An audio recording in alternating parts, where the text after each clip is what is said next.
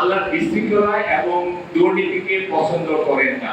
আমাদের মধ্যে বিতার্কিক জন্ম হোক, সেই বিতার্কিকরা আমাদের জেলা পর্যায় থেকে বিভাগীয় পর্যায়ে যাবে, বিভাগীয় পর্যায় থেকে জাতীয় পর্যায়ে আমাদের সম্মান বয়ে নিয়ে আসবে।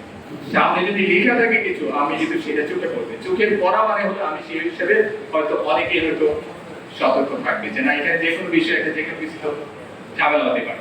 একটা হচ্ছে দুর্নীতি দমন, একটা হচ্ছে দুর্নীতি প্রতিরোধ। দুর্নীতি কিভাবে দূর করা যায়, দমন করা যায়, প্রতিরোধ করা যায়, এটা নিয়ে দুটো কাজ করে, দুটোর প্রধান কাজ। আর দুর্নীতি প্রতিরোধ করতে আমরা যেটা বুঝি হবে সেটা হলো যে কোনো দুর্নীতিমূলক কাজ হওয়ার আগে সেটাকে বাধা দেওয়া। অর্থনৈতিক অবস্থা বিভাগশায় একজন যুবককে বা একজন ব্যক্তিকে তার জীবনের সবচেয়ে কঠিন এবং খারাপ সিদ্ধান্ত নিতে বাধ্য করে।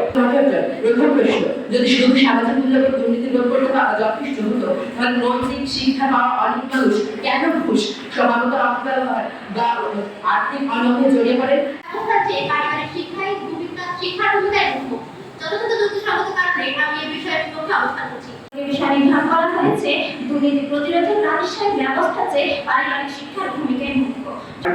এখানেই শেষ না, আমাদের আরো সামনে অনেক প্রতিযোগিতা থাকবে, জীবন অনেক বড় আর অনেক সুযোগ থাকবে। সেই প্রতিযোগিতার সময়ের জন্য আপনারা প্রস্তুত হয়ে থাকবেন।